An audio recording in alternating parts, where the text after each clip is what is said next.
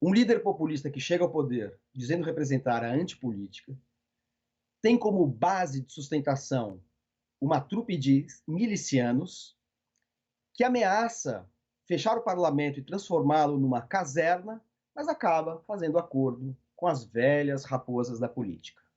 Esse enredo soa familiar para você? Olá, eu sou Manuel da Costa Pinto. Aqui neste canal eu trato de livros clássicos e contemporâneos que, mesmo publicados em outros contextos que fora do Brasil dizem respeito ao nosso país. E hoje eu vou falar justamente de um livro que fez muito sucesso na Itália e que acaba tendo um significado muito especial para nós brasileiros. Eu estou falando do livro M, O Filho do Século, do escritor italiano Antonio Scurati. Este M do título, que está estampando a capa, aliás, a capa brasileira é igualzinha à capa italiana, que tem um caráter gráfico muito bonito, né? Esse M, que é o filho do século, é o M de Mussolini, Benito Mussolini, o Duce, né, o condutor da Itália e que conduziu a Itália ao fascismo e depois conduziu a Itália à catástrofe com a Segunda Guerra Mundial. Este livro foi definido pelo próprio autor Antonio Scurati como uma espécie de romance documental. Né? Ele diz o seguinte, logo na nota introdutória: fatos e personagens deste romance documental não são fruto da imaginação do autor. Cada acontecimento, personagem, diálogo ou discurso aqui narrado é, ao contrário, historicamente documentado e ou fidedignamente testemunhado por mais de uma fonte. Antonio Scurati é um jornalista político e também autor de livros de ficção, e faz então um romance documental baseado em fontes primárias, artigos de jornal, entrevistas concedidas, manifestos, manifestações públicas que podem ser comprovadas para recapitular, reconstituir a trajetória de Benito Mussolini. Esse livro, na edição brasileira, tem 800 páginas. E, no entanto, esse livro cobre um período curto da trajetória do Mussolini. Vai de 1919, quando o Mussolini começa a criar o seu grupo, que depois seria identificado como o grupo dos fascistas, e chega até 1925, quando ele faz seu primeiro discurso como ministro plenipotenciário na sede da Câmara dos Deputados da Itália, tendo a consagração, né, sendo consagrado como uma espécie de novo imperador italiano em plena era, em pleno século XX. O caráter documental do livro fica claro a cada capítulo que a gente abre. Os capítulos são sempre precedidos de recortes de jornal, trechos de discursos, comentários de personalidades públicas pró e contra Mussolini, que descrevem o temor e, ao mesmo tempo, a surpresa com a ascensão desse novo agrupamento político que surge na Itália no final dos anos 10, começo dos anos 20 do século 20. O livro é praticamente todo narrado no tempo presente, ou seja, não é um narrador que fala que aquilo aconteceu, como aconteceu. Ele narra como se fosse estivesse acontecendo diante dos seus olhos. Agora Mussolini vai até o parlamento, agora Mussolini vai até seus asseclas, agora Mussolini reúne um grupo de apoiadores para fazer um ato de barbárie contra os socialistas ou os comunistas. É sempre no tempo presente. Esse tempo presente dá um caráter, uma espécie de imediatez teatral ou cinematográfica ao livro, mas, ao mesmo tempo, tem uma função muito interessante do ponto de vista interpretativo. Expressa a instabilidade daquilo que acontecia, porque a gente lendo esse período de 19 a 25 da vida do Mussolini, a gente vê que em vários momentos ele e seu grupo estiveram em vias de serem esmagados pelas outras lideranças políticas, pelos outros grupos ideológicos. Eles estiveram na iminência de se dissolverem como grupo político, e esta incerteza, essa instabilidade da situação política da Itália é garantida por essa narrativa em tempo presente, que parece que flagra a angústia diante da expectativa do que virá a acontecer no momento seguinte. E justamente este momento de instabilidade, de incerteza, corresponde à surpreendente, até certo ponto, surpreendente ascensão do Mussolini ao poder. O Scurati, autor desse livro, já está escrevendo os outros volumes que vão completar esse romance documental sobre a vida de Mussolini. O segundo volume já saiu na Itália e ele agora está preparando o terceiro. No Brasil só saiu este primeiro. Os seguintes vão cobrir a fase da implantação e consolidação do fascismo na Itália, e o terceiro vai falar sobre a Segunda Guerra Mundial, quando a Itália se associa ou se alia à Alemanha do Hitler, e o Mussolini acaba sendo derrotado, tanto na guerra quanto pessoalmente sendo assassinado em praça pública no ano de 1945, pouco antes do fim da guerra. Né? Então, é uma história muito interessante, muito complexa, cheia de idas e vindas, cheia de surpresas, reviravoltas, porque Mussolini foi uma figura em si mesmo muito contraditória. Ele começa, na verdade, como um socialista, ele era um jornalista talentosíssimo. Quem quiser ter uma ideia de como era o Mussolini na juventude, pode ver um filme chamado Vincere, que está disponível nos canais de streaming. É um filme maravilhoso sobre os primórdios da carreira do Mussolini, inclusive sobre seus casamentos turbulentos, sendo que ele tem uma mulher e um filho que ele isolou num manicômio para não ter o seu prestígio abalado por casos extraconjugais. E esse filme retrata esta figura fascinante que foi Mussolini, que não deixou de ser Mussolini, na juventude, como um líder socialista, um jornalista que tinha uma verve, uma retórica extremamente envolvente, e que chegou a ser diretor de um jornal chamado Avanti. Esse jornal Avanti era o órgão dos socialistas, era um jornal socialista, mas ele adota, durante a Primeira Guerra Mundial, uma atitude belicista. Enquanto os socialistas foram contra a guerra, porque eles consideravam que a guerra iria vitimar sobretudo a classe trabalhadora, o Mussolini se coloca contra os pacifistas, a favor da guerra. E isso se junta a uma atmosfera também cultural da Itália, em que o futurismo, o grupo de vanguarda, na verdade a primeira vanguarda europeia de arte, também teve um sentido bélico, olhava para a guerra como um fenômeno estético e pensava na história da modernidade como um triunfo feito sobre os escombros e, portanto, sobre a guerra contra o passado.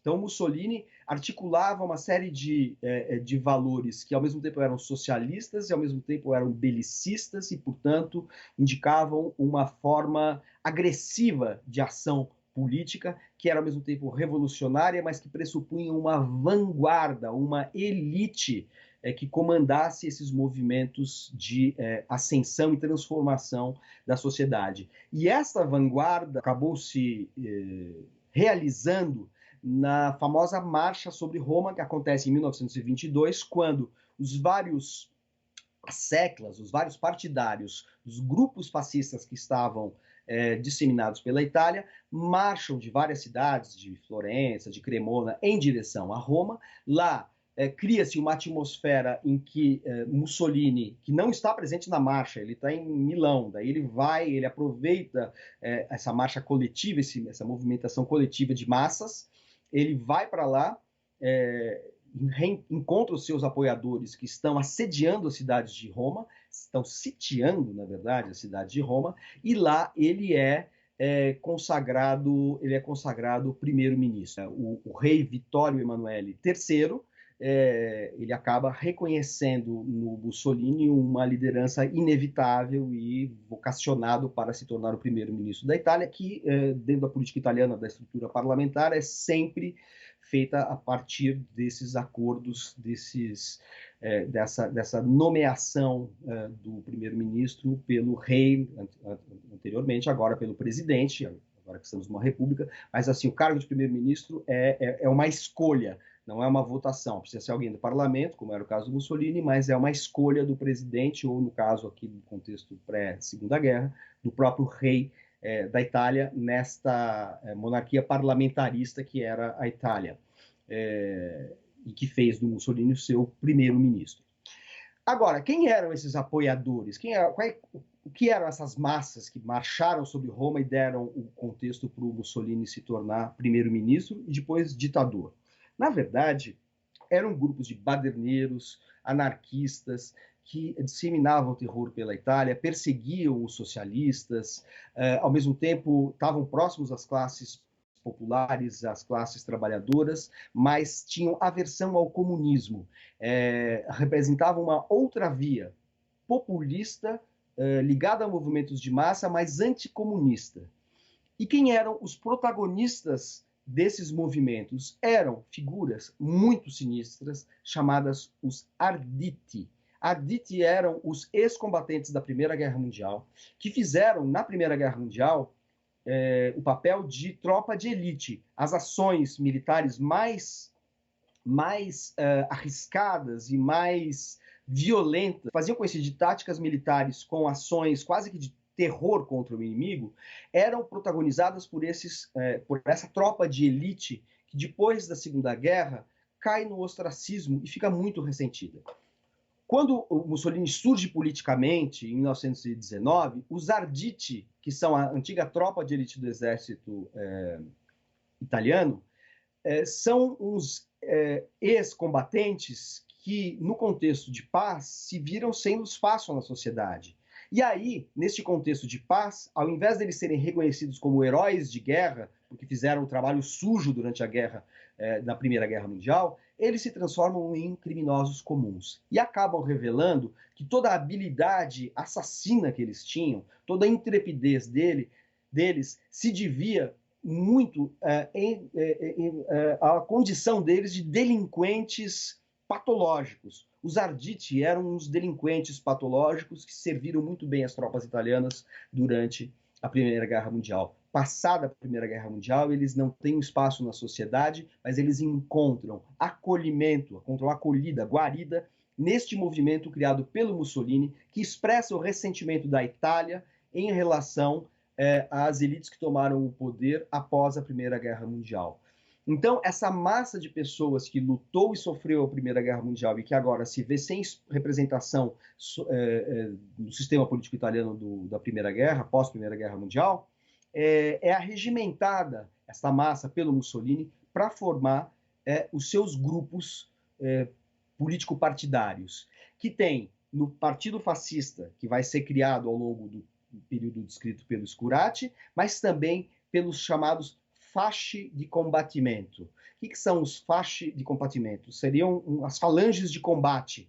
E fasci é um termo que vem de feixe. Então, seria os feixes, na metáfora fascista, você pode quebrar uma vara, você pode quebrar um pedaço de madeira se ele estiver sozinho. Se você tiver um feixe de varas, um feixe de madeira, você não consegue quebrar. Portanto, a união faz a força, essa ideia do feixe ou do fascio. E o fascio ou feixe de combatimento são essas falanges paramilitares que dão a sustentação e são uma espécie de ariete, de tropa de elite do fascismo, assim como mais tarde serão a SA e a SS para o Hitler. Bom, então, existe uma tese nesse livro documental que é praticamente restrito à trajetória inicial do Mussolini. O Scurati tem uma tese, essa tese de que quando surge o fascismo, ele não corresponde exatamente a uma ideologia nacionalista, de culto e resgate da ancestralidade romana dos italianos, de uma espécie de união popular entre os trabalhadores e as forças econômicas industrializadas. Não está muito bem formulado. No fundo, o fascismo, na visão do Scurati, ele junta as pulsões de morte do Mussolini e dos Arditi com um contexto de movimentos de massa que começam a acontecer no começo do século XX e vão redundar seja no comunismo, seja no nazismo, ou como no nosso caso aqui, no fascismo. Agora, é muito curiosa como lida, da perspectiva de um leitor brasileiro contemporâneo, a história do Mussolini tem muitos paralelos com o que está acontecendo no país de hoje. Quer dizer, a figura do Mussolini, embora você fosse um homem brilhante, que contrasta muito com o famigerado que nos governa e que, enfim, é uma pessoa iletrada e absolutamente ignorante, tem inclusive, né, privações mentais evidentes, né, não consegue pronunciar uma frase, ler um teleprompter. Apesar da diferença de perfil e conteúdo intelectual, a trajetória não deixa de fazer eco ao que aconteceu com Mussolini. Por quê? Mussolini se apresentou como representante da antipolítica. Ele diz o seguinte, textualmente: nós somos um antipartido que faz antipolítica. Bom, nós temos aqui um presidente que se dizia representar a antipolítica, o antissistema. Mussolini chega ao poder graças aos Arditi, ou seja, a sua guarda pretoriana, né, que é a sua tropa de elite. Guarda pretoriana é um termo que se usava na Roma Antiga. Ele tem a sua tropa de elite. Nós temos o famigerado, tem os milicianos lá de Rio das Pedras e adjacências. O Mussolini fazia discursos intimidando o parlamento italiano. Em certo momento tem o delitto Matteotti, que é o assassinato por tropas de elite fascistas de um líder socialista, que é o Matteotti, e esse crime político, o sistema político acusa Mussolini e seus fascistas de terem assassinado esse líder socialista, esse deputado socialista, que é o Giacomo Matteotti. Ele vai para frente do parlamento e pronuncia um discurso famosíssimo em que ele diz o seguinte: eu poderia ter obtido uma vitória acachapante, impus limites a mim mesmo. Com 300 mil homens impecavelmente armados, prontos para tudo, esperando quase misticamente uma ordem minha, eu poderia castigar todos aqueles que difamaram e tentaram jogar o fascismo na lama. Eu poderia fazer deste plenário surdo e cinza um acampamento de legionários, ou seja, fazer desse plenário uma espécie de caserna. Então, ele diz isso, ele ameaça o tempo todo o parlamento italiano, dizendo que, assim, olha, vocês só estão aqui porque eu impus limites a mim mesmo. Eu só não mobilizei a minha tropa, os meus 300 mil jovens impecavelmente armados, porque eu não quero, porque eu sou tolerante com a democracia e estou aceitando até agora. E quando o Matteotti é morto em 1924, ele também vai lá ao parlamento e diz: se o fascismo foi uma organização criminosa, eu sou o chefe dessa associação criminosa. Ou seja, ele está assumindo que, se ficar provado que o fascismo cometeu o crime como estão acusando, e que é a verdade, então ele é uma organização criminosa, mas essa organização criminosa tem um chefe, e esse chefe é aquele que governa a Itália. Ou seja, ele continuará governando apesar de ser chefe de uma organização criminosa. Ou seja, o Mussolini, esse candidato da antipolítica, que chega ao poder explorando o medo do comunismo, o medo dos bolcheviques, e estrutura a sua tática de guerrilha e depois sua tática de conquista do poder sobre grupos de elite armada, que são os Arditi, lembra muito os movimentos que a gente observou no Brasil nesses últimos 2 terríveis anos que a gente tem vivido, em que surge um candidato saído das hostes militares, né, um oficial de baixa patente, que depois, quando se foi reformado, adquiriu a patente de capitão, né, mas ele nem era capitão, porque no Exército Brasileiro, você sempre que se reforma ou se aposenta, você é alçado a um novo grau. Se apresenta como um candidato da antipolítica, quando, na verdade, passou a vida fazendo política, assim como Mussolini passou a vida fazendo política entre os socialistas, para depois se apresentar como um candidato antissistema, e está escorado num clã que ameaça mandar um soldado e um jipe para fechar o parlamento, ou o Supremo, né? Vocês lembram que o filho do famigerado disse que para fechar o Supremo bastava um jipe e um recruta, bastava um jipe com um soldado e um recruta. Né? Então, assim, o mesmo tipo de ameaça que foi feita pelo Mussolini ao parlamento italiano é feita pelo clã do famigerado às instituições brasileiras. E, uma vez no poder, há uma articulação com as velhas raposas, com as velhas lideranças acuadas têm que ceder, muitas vezes por medo do próprio líder, mas também por medo dos comunistas, dos bolcheviques, cedem o poder, dão apoio e legitimação legal e institucional ao líder da hora. Né? Com Mussolini aconteceu isso, e aqui a gente viu as elites brasileiras e as velhas elites políticas fazendo a mesma coisa com o famigerado, primeiro votando nele, depois se associando a ele e dando legitimidade ao seu governo. Então, há muitos paralelos que a gente pode enxergar entre a trajetória do Mussolini e o assédio às instituições praticado pelo atual habitante do Palácio do Planalto no Brasil. O que dá um sabor todo especial a esse magnífico filho do século, M, o filho do século, do Antônio Scurati. A gente espera que logo saiam aqui os novos volumes dele, que sejam traduzidas as próximas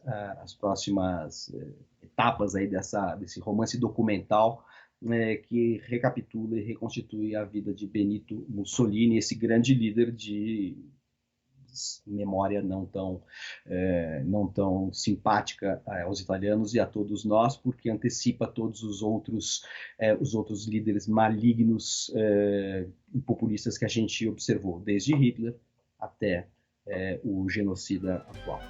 Então é isso, espero que vocês tenham gostado e leiam M, o Filho do Século, que é uma obra-prima da literatura contemporânea. Até o próximo vídeo.